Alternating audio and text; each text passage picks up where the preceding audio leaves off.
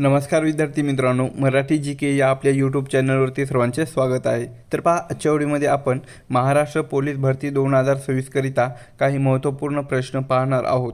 हे प्रश्न पहा तुम्हाला परीक्षेच्या दृष्टिकोनातून महत्त्वपूर्ण ठरणारे आहेत. तरी तुम्ही चॅनलवर जर नवीन असाल तर चॅनलला सबस्क्राईब करून ठेवा, कारण तुम्हाला असेच महत्त्वपूर्ण व्हिडिओ नक्कीच बघावयास मिळतील. चला तर मग व्हिडिओला सुरुवात करूया.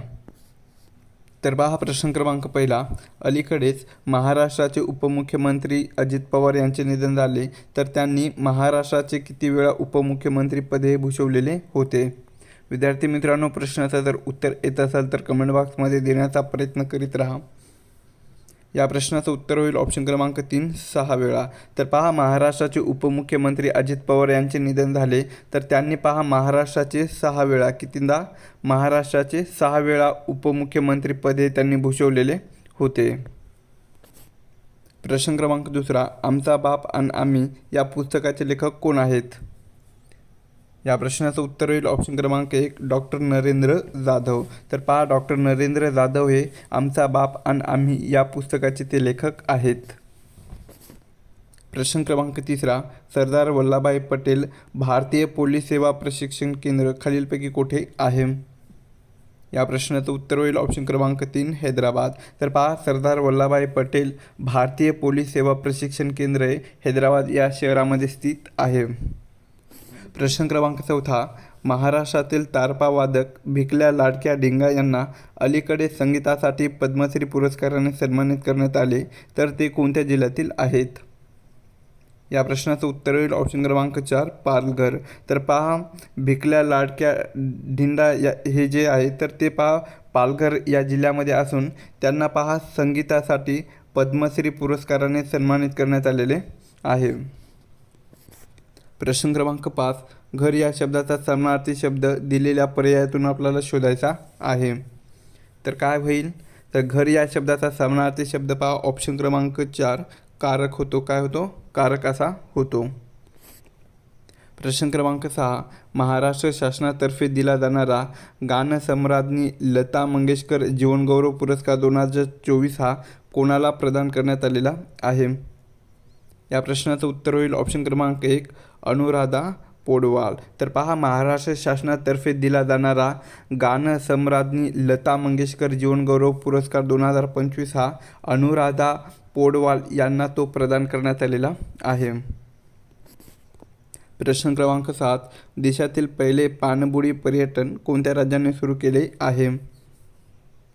या प्रश्नाचं उत्तर होईल ऑप्शन क्रमांक 1, गुजरात. तर पहा, देशातील पहिले पाणबुडी पर्यटन हे गुजरात या राज्याने सुरू केलेले आहे. प्रश्न क्रमांक 8.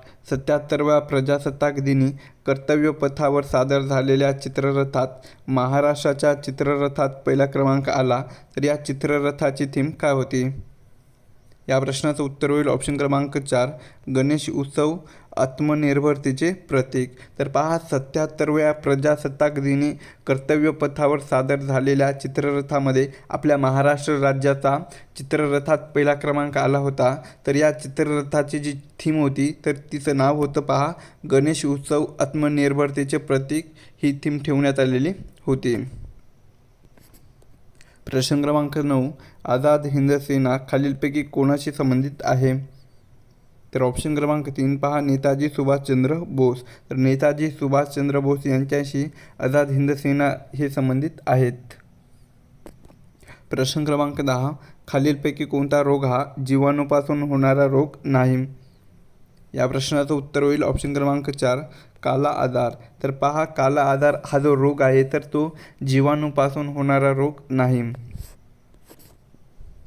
प्रश्न क्रमांक 11.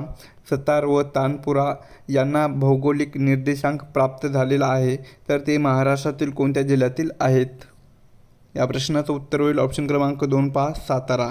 तर सतार आणि तानपुरा यांना भौगोलिक निर्देशांक प्राप्त झालेला आहे, तर ते महाराष्ट्रातील पहा सातारा या जिल्ह्यातील आहेत.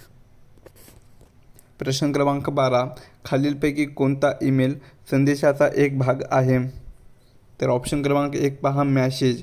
तर मॅसेज हा जो ईमेल आहे तर तो संदेशाचा एक भाग आहे. प्रश्न क्रमांक 13. भारतीय राज्यघटनेत समाविष्ट करण्यासाठी सुवर्णसिंह समितीने किती मूलभूत कर्तव्ये सुचवली होती? या प्रश्नाचं उत्तर होईल ऑप्शन क्रमांक 1 पहा 8. तर पहा, आपल्या भारतीय राज्यघटनेमध्ये समाविष्ट करण्यासाठी सुवर्ण समिती या समितीने एकूण 8 मूलभूत कर्तव्ये हे सुचवलेली होती. प्रश्न क्रमांक 14. दुसऱ्या पंचवार्षिक योजनेमध्ये सुरू करण्यात आलेला भिलाई लोह पोलाद प्रकल्प खालीलपैकी कोणत्या राज्यामध्ये आहे? या प्रश्नाचं उत्तर होईल ऑप्शन क्रमांक 2 छत्तीसगड. तर पहा, दुसऱ्या पंचवार्षिक योजनेमध्ये भिलाई लोह पोलाद हा प्रकल्प सुरू करण्यात आलेला होता. तर तो पहा छत्तीसगड कोणत्या राज्यामध्ये आहे? छत्तीसगड या राज्यामध्ये आहे. प्रश्न क्रमांक 15. नवेगाव बांध राष्ट्रीय उद्यान कोणत्या जिल्ह्यामध्ये आहे? तर ऑप्शन क्रमांक 3 पहा गोंदिया. तर नवेगाव बांध राष्ट्रीय उद्यान हे गोंदिया या जिल्ह्यामध्ये आहे. प्रश्न क्रमांक 16.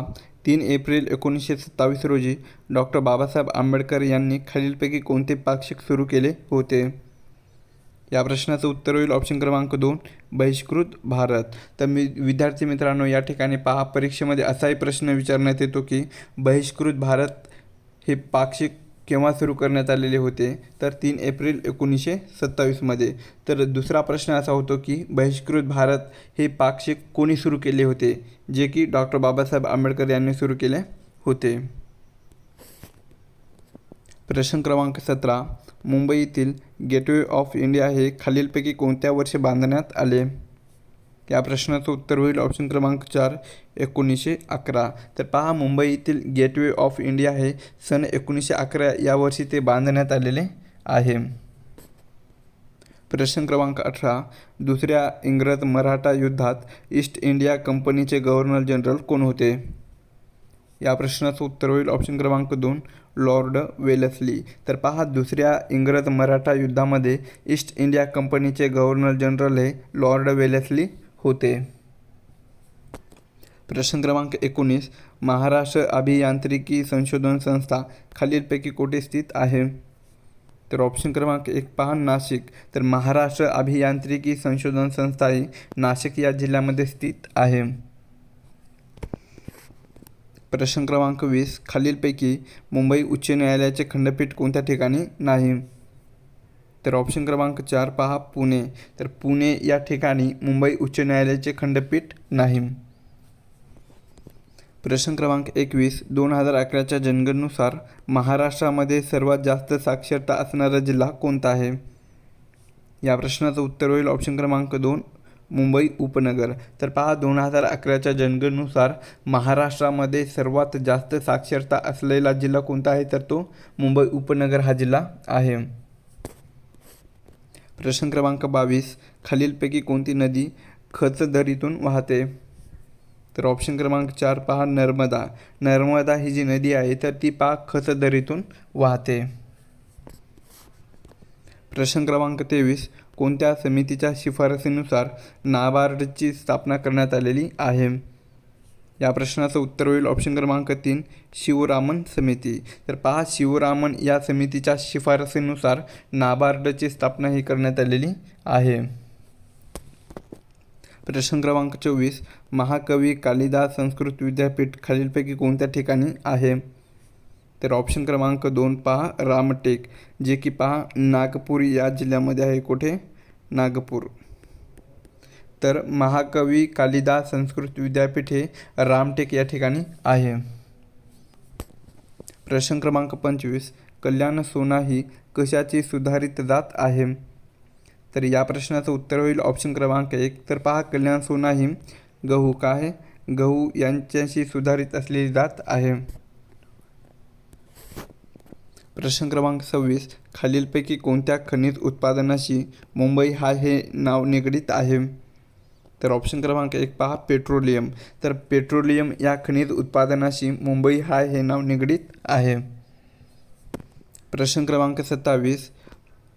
धारासना सत्याग्रहाचे नेतृत्व डॅश यांनी केले होते?